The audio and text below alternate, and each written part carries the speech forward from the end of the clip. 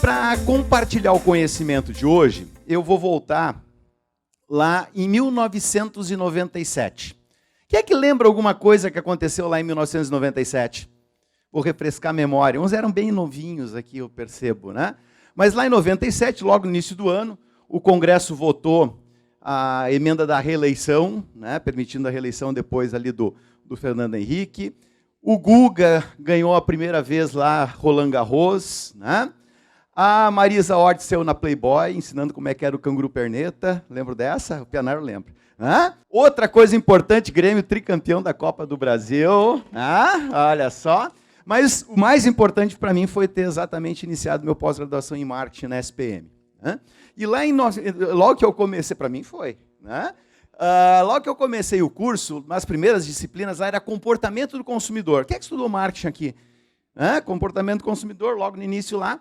E eu lembro muito bem, logo nas primeiras aulas, que o professor Carlos Monteiro me ensinou, né, como é que era o processo de compra, como é que se dava o processo de compra. Então, primeiro identifica a necessidade, depois o consumidor busca alternativas para suprir essa necessidade, avalia as opções que aparecem, decide a compra e depois ainda tem a avaliação, comportamento pós-compra. Eu achei muito legal isso, tanto que eu reproduzi isso por mais de 20 anos, né, quando eu lecionei marketing na Fevale, na Ubra, né, em mais outros cursos, sempre reproduzi esse modelo, né, porque para mim fazia muito sentido e era legal a gente desmembrar o processo de compra e entender cada uma das etapas. Só que com o passar do tempo, né, eu comecei a detectar alguns probleminhas, né, esse aqui é o modelo do Blackwell, reproduzido pelo Kotler, eu comecei a achar uns probleminhas aqui na decisão de compra. Eu comecei a achar um pouco difícil explicar certas decisões de compra. Porque, claro, a gente pensando racionalmente, né, aquela coisa, tem lá os atributos, aqui o exemplo da compra de um sapato, né, o que leva-se em consideração para comprar um sapato, qual é que é o peso de cada atributo, avalia as alternativas e matematicamente até a gente chega à conclusão que a gente vai comprar aqui o sapato A. Bom, beleza, assim que eu ensinava para meus alunos lá na faculdade. Só que, como eu disse, né, algumas vezes não consegui só explicar como é que o consumidor definiu algumas compras com base nessas questões racionais e conscientes, né? E aí eu comecei a questionar, né? Mas será que é isso mesmo que acontece? E aí eu comecei também, né, paralelamente, já há 3 anos, estudar essa coisa da neurociência, né? Comecei na primeira turma do MBA, e daí para mim ficou muito claro que realmente não, a gente tem outras coisas, não vou dizer que é totalmente inconsciente ou irracional, não, mas existem outras coisas por trás, né? E eu vou demonstrar isso para vocês, que eu sou daqueles caras que mata a cobra e mostra a cobra morta, que mostrar o pau não adianta nada, ainda mais em público assim, né? Então, o que acontece? Vamos lá, eu vou fazer umas perguntas para vocês, tá?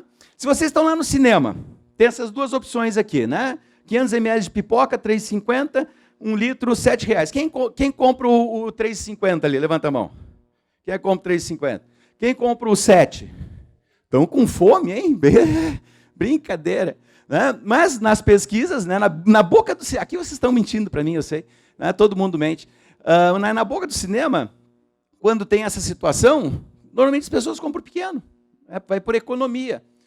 Agora, quando bota essa relação aqui, aí sim, o que acontece? Compra o grande. Né? Diz, pô, mas como? Antes comprava o pequeno e agora vai comprar o grande? Por quê?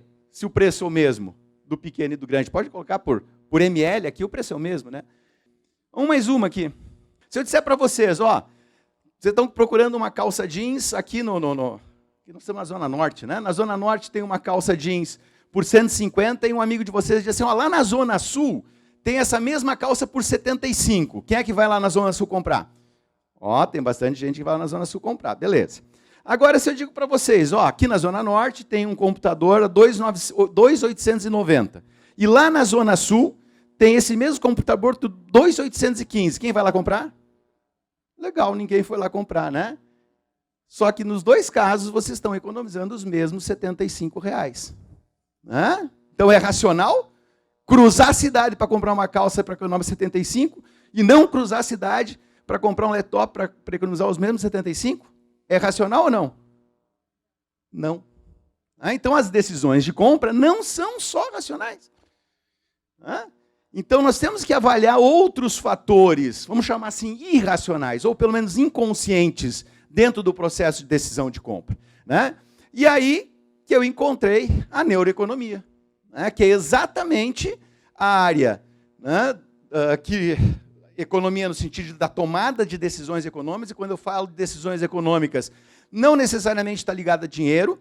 Tá? De manhã cedo, toco o despertador e eu tenho que tomar uma decisão econômica, levanto ou fico mais 10 minutos na cama, isso é uma decisão econômica, né? Estou trabalhando com tempo. Então, junta a economia, também nos processos financeiros, e a neurociência. Né? E aí começa a explicar, e o objetivo da neuroeconomia é exatamente investigar as questões fisiológicas, biológicas, como os colegas já falaram ontem, que levam a nós tomarmos decisões. Né? Então, esses processos automáticos do nosso cérebro.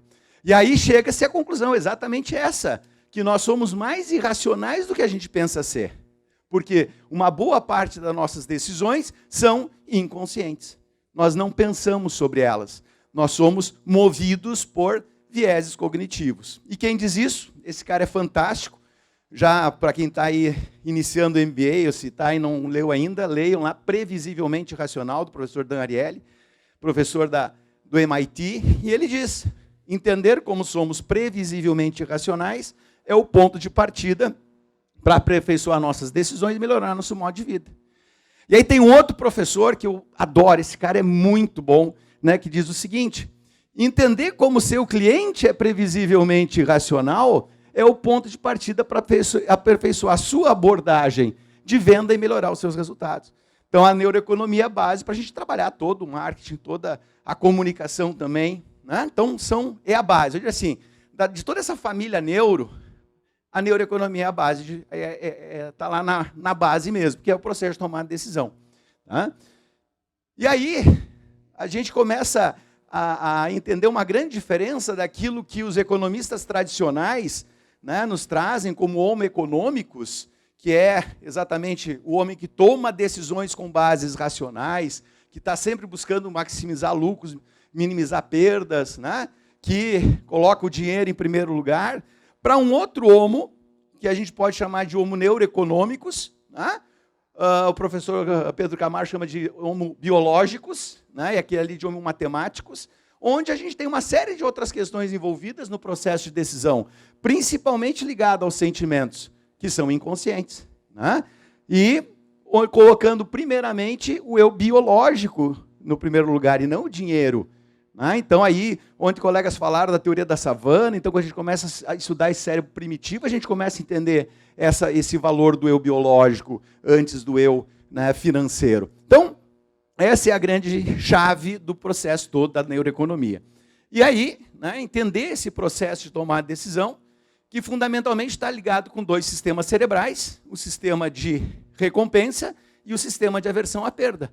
Né? Então, que estão aí, né, o sistema de recompensa principalmente ligado com o núcleo accumbens, córtex pré-frontal, e o sistema de aversão à perda principalmente ligado ali com a amígdala, a área tegmental ventral e outras mais dispersas no cérebro. Então, a gente começa a ter as relações neurocientíficas que vão começar a nos explicar de uma forma mais assertiva os processos de decisão inconscientes. Tá?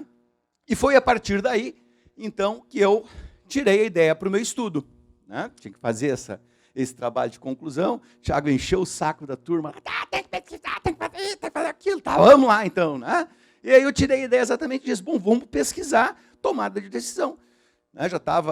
Eu tinha lido, acho que uns 10 livros de neuroeconomia, tinha feito mais uns 2 cursos. Resolvi estudar isso aí. Só que como a gente não pode fazer um trabalho de conclusão olhando no macro, a gente tem que especificar, né, tem que focar, eu comecei a pensar assim, mas que público que eu vou estudar nesse negócio aí? E aí, alguns dizem assim, já está pensando daqui a 5 anos, né, vai ter mais 60, já está querendo legislar em causa própria. Né? Mas não é por isso, é porque já há muito tempo eu vinha falando para empresários, dando consultoria, da importância que é esse público cada vez mais, né, o público exatamente mais que 60, porque as pessoas estão vivendo mais. Né? A longevidade está cada vez maior. Eu, por exemplo, quando eu nasci, a expectativa média de vida do brasileiro era de 52,1 anos. Ou seja, eu já estaria morto. Né? Já teria morrido. Mas, felizmente, né, quando meu filho nasceu, já era 66,9. Quando a minha neta nasceu, já 76 anos. Né? Então, é dado, né, que a gente está vivendo mais. E além de, aqui é o dado do IBGE, hoje esse público é em torno de 14% da população e vai chegar mais do que dobrar até 2060. Né? Então, estamos envelhecendo. E outra, né? Estão consumindo mais. A gente tem... eu olho para meu pai, minha mãe ainda, né? Da outra geração, não consome, mas hoje a gente vê esse público na academia, no cinema, nas viagens, nos bailinhos de terceira idade, né, nas viagens da CVC, né, Termas do Gravatal, bota todo mundo, nossa, que maravilha, né? É um barato. Então, eles estão consumindo mais. E olha só, de novo, pesquisa GKF Brasil. O potencial de consumo dessa galera é enorme, é o dobro da média nacional. Então, pensando mercadologicamente, né, olha que oportunidade, se a gente entender melhor esse público, conseguir fazer a nossa oferta de forma mais direcionada para esse público. Né? Então, foi isso que me motivou a estudar um pouco mais, usar o público 60+, como foco do meu estudo. Né? E isso aqui é fato, e muitas vezes eu falei isso para... Eu trabalho muito com o setor de calçados. Né? Então, eu atendo muito o pessoal da área calçadista, e já há muito tempo eu dizia para eles, parem de fazer sapato de velho, e façam um sapato para velho. Ainda não aprenderam, estão tentando. Né? Mas é o que a pesquisa mostra ali, é a mesma de antes, que essa população ainda é despercebida pela grande maioria das empresas. Né? Talvez, aí já é uma ideia minha, né? Um pensamento meu, que talvez até por não entender esse público. Né? Porque quando a gente vai estudar marketing, a gente estuda normalmente jovem, né, público adulto e tal, e não estuda esse pessoal. Então, foi isso que me motivou a segmentar e estudar o público 60+. E o envelhecimento é fato. Né? Quem quer envelhecer aqui? O resto quer morrer cedo, né? Tá. Eu quero envelhecer bastante. Né? Mas o envelhecimento é fato. E também o envelhecimento cerebral é fato. Né? E existem vários estudos aí que mostram tudo o que acontece com o nosso cérebro, né? Vai perdendo peso, vai perdendo neurônio, substância cinzenta, redução do volume do estriado, enfim, né, existem modificações cerebrais naturais que, né, a minha hipótese exatamente diz que, né, podem alterar o comportamento de consumo. E esse foi meu problema, então. Né, meu problema de estudo foi, né, se o envelhecimento realmente afeta decisões de compra. E aí, a minha hipótese, né, que exatamente essas modificações naturais fazem com que o público mais 60 tome decisões de compras diferentes. Né? Então, a partir daí, eu comecei a estudar, então, usando a neurociência para interpretar esses fatos. Né? Então, vamos para o meu objeto de estudo. Né? E eu quero explicar um pouquinho mais detalhadamente a metodologia, né? Até para quem está no MBA aí pensando o que vai fazer, ou quem está entrando agora a turma 3, né, já se ambientar um pouquinho, porque se eu perguntar para minhas coleguinhas de trabalho, né, qual é que foi a parte mais difícil do estudo? A metodologia, né? Então, vou dar umas canjas para vocês aqui. Então, como é que eu trabalhei? Eu trabalhei com 2 grupos. O meu grupo de estudo foram 20 idosos saudáveis, tá? Eu descartei qualquer tipo de patologia, Parkinson, Alzheimer e tal, para não influenciar. 10 homens e 10 mulheres, idade 60 a 80. A média daí da amostra deu 69,2. E comparei com o que eu chamei do grupo de controle. Então, jovens adultos de 20 a 40 anos, deu a média de 30,4. Também 10 homens e 10 mulheres. Então, 2 grupos que eu fiz comparação entre grupos. E aí eu escolhi 2 atributos para fazer a avaliação. Né? Um atributo racional, que é o preço. Né? Tem um cunho fundamentalmente racional. Para pagar, eu tenho que pensar, é matemático. Né? E um atributo de cunho emocional, que é marca. Né? Marca é algo sensorial, vamos dizer assim. Né? Então, eu trabalhei preço e marca. Com relação à marca, né, eu usei uma outra técnica, onde o Maurício também usou isso, só que ele não mostrou os bichinhos aí, né? Ele falou da escala SAM, então aqui eu também estou trazendo mais didaticamente o que é a escala SAM. É uma escala dos bonequinhos ali, né? Pictogramas, que a gente está medindo excitação, né, negativa, positiva, valência positiva e negativa, excitação neutra e alta, e a dominância, né, baixa e alta. E aí a pessoa, não precisa falar, ela vai marcando, né? Então ela avaliou as marcas, eu fiz a avaliação das marcas com relação, usando a escala SAM, só para vocês entenderem. E aí, então, fiz a comparação entre marca e preço. Então, o que eu fiz? Eu peguei marcas conhecidas versus marcas desconhecidas, que eu inventei. Né? É legal que, às vezes, até as marcas que eu inventei, o pessoal disse que conhecia. Viu como mentem? Sério, sério. Aí eu descartava da minha amostra. Mas teve várias, acho que 5 ou 6, no grupo todo, que conheceram marcas que não existiam. Então, para ver como a turma mente. Né? E aí eu fui comparando, apresentando 4 produtos, diferentes níveis de preço, já vou mostrar para vocês, com 4 níveis, marca conhecida versus conhecida, em 4 níveis de preço. Então, por exemplo, começava lá, né? Samsung e COD, ao mesmo preço, qual escolhe, se vai diminuindo o preço da COD lá, né?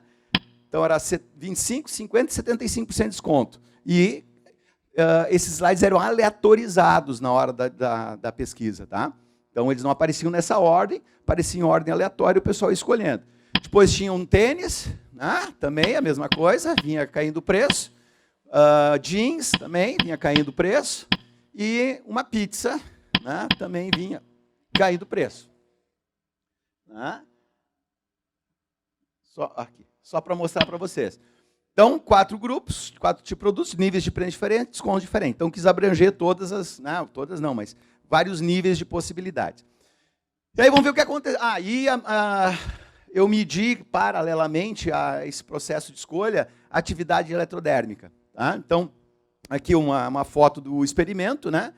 Então, a pessoa sentava, aqui no caso é do grupo de controle, né, conectava na mão ali para medir o EDA, ela ia vendo aqueles slides passando, ia escolhendo, ia anotando e ia, né, registrando a atividade eletrodérmica dela. Isso aí foi o experimento. Deu um trabalho do cacete. Imagina, pegar depois... e filmava para depois poder cronometrar. Esse cliquezinho que vocês ouviram ali no slide era exatamente o que depois no filme eu cronometrava. Deu um trabalho do cão esse negócio. Eu queria o rabo do Thiago lá, desgraçado. Né? Mas eu te contar... Não, sério, sem brincadeira, eu falei para ele, deu mais trabalho fazer isso aqui do que a minha dissertação de mestrado na URGS. É foda o negócio aqui, velho. Se quiser sair, pede logo. Bom, mas vamos lá. O que eu concluí? Quais foram os resultados desse estudo? Ainda um estudo exploratório, mas o que a gente conseguiu ver? Olha que interessante isso aqui. Aqui é só caracterização da amostra. Né? Eu caracterizei por escolaridade, e aqui teve uma diferença significativa. Né? Os jovens já com isso... Né? O pessoal está estudando mais, então o pessoal já... Jovem é grupo de controle, né? Já mais universitários, enquanto que o pessoal mais idoso ainda só lá com 2º grau. Mas o que interessa é isso aqui. Ó. Aqui sim houve uma diferença significativa entre os 2 grupos. Tá? Para quem não é familiarizado, aqui é desvio padrão, Q quadrado, que é o teste estatístico, e o grau de liberdade, que isso aí me diz se é significativo ou não. Tá? Da estatística o cara tem que usar. Estou falando de neuroeconomia, né? Tem que usar estatística. Classe, baseada em renda. Olha que tem. Guardem essa informação, eu quero que vocês guardem. Ó. Não houve diferença significativa entre as classes. Tá? Então, não dá para dizer que os idosos tinham mais grana disponível do que... não há diferença significativa, apesar de parecer ali, né, mas não é significativa estatisticamente. Beleza. Daí, na hora de avaliar as marcas, olha que interessante também. Não vou entrar nas médias, né? Tá aqui os parâmetros estatísticos. Só olha aqui, ó. Não houve diferença significativa da avaliação das marcas entre os 2 grupos. Ou seja, pegar uma das marcas de Nike, né? A mesma percepção em termos de valência, excitação e dominância, no público mais 60 foi estatisticamente a mesma no público de controle. Tá? Então não houve diferença, guarde essa informação. Não houve diferença na avaliação das marcas. Todos os 2 grupos perceberam as marcas da mesma forma. Ok? Show. Então vamos adiante. Olha o que aconteceu. Aqui agora é o resultado da escolha. Avaliando a escolha das marcas. Com relação ao desconto que ia se oferecendo. Azul é o grupo de controle. Ó. Pode ver que o grupo de controle, na maioria dos casos, ele, quando começa a dar mais desconto, ele muda a marca. E o grupo 60 a mais, não. Esses que estão em vermelho, realmente a diferença é significativa estatisticamente. Então vejam, olha que interessante. O grupo mais 60 é mais fiel à marca. Ele não troca a marca mesmo, né? Ou troca menos de marca, que até nem trocou, só comeu sadia. Não troca a marca ou é mais fiel à marca. E aí surgiu uma questão interessante, vem cá, se a grana é a mesma, se a avaliação das marcas é a mesma, como é que eu explico, né, com base nas teorias que, vamos colocar assim, tradicionais, como é que eu explico, então, que ele é mais fiel? Qual a explicação para isso? Então vejam que eu disse, às vezes a gente chega em pontos que a gente não consegue explicar com base nas referências tradicionais. Eu não teria como explicar se eu tivesse pego esse resultado. Sem o meu conhecimento de neurociências, eu ia ficar a ver navios. Pô, legal, né? Óbvio, posso dizer, ele é mais fiel, mas por quê? Não é pela grana, não é pela avaliação da marca. Tchan, tchan, tchan, tchan. Por isso que existe neurociência. Porque com a neurociência, eu consigo explicar isso. Estudos neurocientíficos, Burnett, 2018, mostrou lá, a capacidade de processar novas informações declina com a idade devido à atrofia do córtex pré-frontal.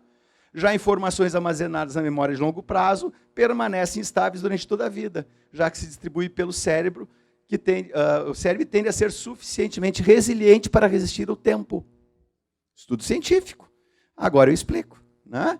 Então, obviamente, os mais 60 têm mais contato com a marca, há mais tempo, essa relação está mais consolidada no cérebro, né? Então, tudo isso faz com que ele valorize mais a marca e não seja, né, estimulado a trocar por causa de preço.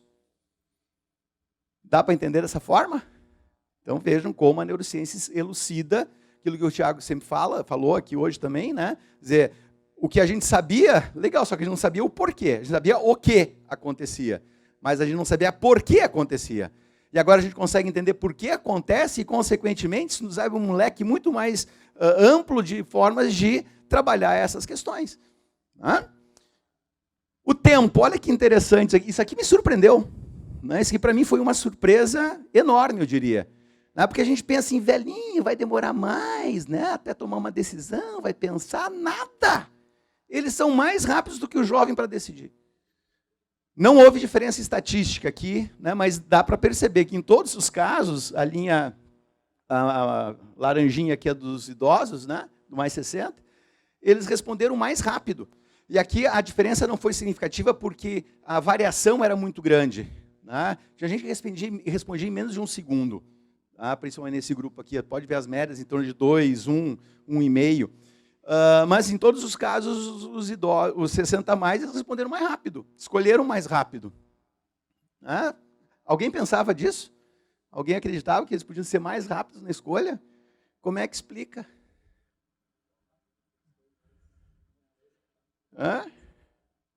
Não, como é que explica isso? Neurologicamente. Ó. Ridderikoff e Lee, ó. Deterioração do sistema dopaminérgico reflete um declínio de eficiência na tomada de decisão baseada em recompensa. Ou seja, né, o que eu posso inferir daí? Uma provável recompensa de pagar mais barato, de desconto, né, não afeta esse público. Né? A própria questão do, né, sistema dopaminérgico, explica isso. Né? Não gera tanta dopamina, né? O nível ali, núcleo accumbens, córtex pré-frontal, que entende a recompensa, funciona menos, né? Então para ele não faz diferença.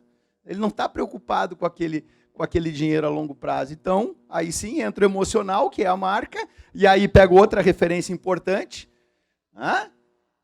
Daniel Kahneman, Sistema 1, Sistema 2, né? Ele fala Sistema 1 intuitivo, emocional, rápido, Sistema 2 racional, matemático, lento. Né? Então, o que acontece? Ele toma uma decisão mais rápida porque o emocional fala mais alto, né? Porque ele não ativa tanto o racional, o sistema 2. E só vejam aqui outra coisa interessante, também, não estatisticamente falando, mas à medida que o desconto aumentava, havia uma tendência de aumentar o tempo de resposta, ou seja, o pessoal pensava mais, entrava sistema 1 na história, né? Já não respondia mais só com o sistema 2. Começava a ativar sistema 1. Tá? Então, esses foram... medida de EDA foi uma bosta. Tá? Porque deu um trabalho do cão tentar sincronizar a medida do Bitalino, que é um exemplo, né, com as respostas. Tá? Eu comecei a fazer e desisti porque isso aqui não estava funcionando legal. Mas, de novo, inferindo, né, dava para perceber em alguns casos que quando o tempo era maior, quando pensava mais, realmente havia alguns picos de atividade eletrodérmica. Né? Então, a gente conseguiu medir, mas não consegui fazer essa relação exatamente com a resposta, mesmo porque as respostas estavam muito rápidas. Eu não esperava isso, que as respostas fossem tão rápidas. Então, o EDA não me deu a resposta que eu esperava. Né? Só infiro em relação a essa questão do tempo. E a gente brincou lá com... A Miriam deixou eu colocar uns slides no meio da pesquisa dela, eu peguei o da calça, e isso aqui foi bem legal. Aí da amostra da Miriam, essa aqui não é da minha amostra, eu separei, tinham 3 pessoas 60 a mais, que é lá, né? E peguei 3 pessoas aleatórias do grupo de controle, ou seja, de 20 a 40, e olha que interessante. Grupo de controle ficou olhando, isso aqui ela mostrou ontem, né? Quer dizer, onde ficou olhando preço e marca. Nem olharam para o produto. Nem foram olhar se o produto era o mesmo ou não. Preço e marca. E ali os 60 a mais, eles já dispersaram mais, eles já nem estavam mais muito aí. Realmente a resposta foi, né, reforçou aquilo que eu tinha visto no meu experimento. A resposta é mais espontânea, ele também nem, né, vai muito pela emoção. Tá? Então, pessoal, o que eu concluí? Realmente validei a minha hipótese, há diferenças entre a decisão de compra dos 2 grupos. Né? Então, o 60 mais ele toma decisões de forma diferente, né? Porque já tem um cérebro diferente, já tem um cérebro com modificações naturais em função do envelhecimento. Né? Então, eles são mais fiéis à marca, em função como a gente já identificou. Né? Então, pesam mais os aspectos emocionais. E aí, a gente jogando isso no mercado, o que dá para dizer para uma empresa? Olha, para essa turma aqui, não adianta querer fazer promoção, dar desconto. Vai ter que criar experiência com a marca. Né? Tu vai ter que fazer com que essa marca realmente seja, né, sentida por ele. Aí tu vai conseguir vender para esse público. Né? Então, esse maior vínculo emocional com a marca faz com que a resposta seja mais rápida. Então, não estranhe quando eles decidem rapidamente. Né? E isso em função exatamente, como a gente disse, na motivação da recompensa. Né? Então, o que eu fiz foi um pedacinho aí de um estudo com base na neuroeconomia. Não quero dizer que isso aqui são conclusões, né, definitivas, muito antes pelo contrário. Eu acredito que eu abri uma janelinha aí para a gente começar a enxergar de uma forma diferente, não só esse público, mas qualquer público. Né? O meu desafio agora é exatamente replicar isso em outros públicos. Né? Eu tenho um grande desafio, eu trabalho muito com empresas do B2B, né? Então a gente já está trabalhando nesse aspecto de aplicar no B2B esses conceitos. Espero que se o Thiago me convidar para o 4º seminário, tá, daí eu vou trazer uma experiência de B2B para compartilhar com a turma aí. Né? E aí, exatamente como sugestão, né, pessoal, aí se ainda não pensou o que vai fazer no TCC do MBA, mas agora parece que o Thiago está menos chato com vocês do que ele foi conosco. Né? Então, aí tem já um gancho que vocês podem, né, ter algumas ideias para seguir os caminhos. E uma coisa que eu não tinha, foi invenção minha realmente, essa eu tenho que assumir os créditos, né? Que eu tinha estudado vários modelos de estudos de economia comportamental e neuroeconomia, mas nenhum deles mediu o tempo de resposta. Né? E eu escolhi medir tempo de resposta e foi uma medida que se mostrou válida. Né? Então, está aí a contribuição de uma nova forma de medida para estudos de economia comportamental e neuroeconomia. Então, pessoal, isso aí para mim é só o começo, né? Realmente. Quero agradecer a todos vocês por terem estado aqui e espero que venham ser meus alunos aí, que o Thiago já me convidou para dar cadeira de neuroeconomia aí para a turma 2, para a turma 3. Então, convido vocês para serem meus alunos. Tá? Valeu, muito obrigado.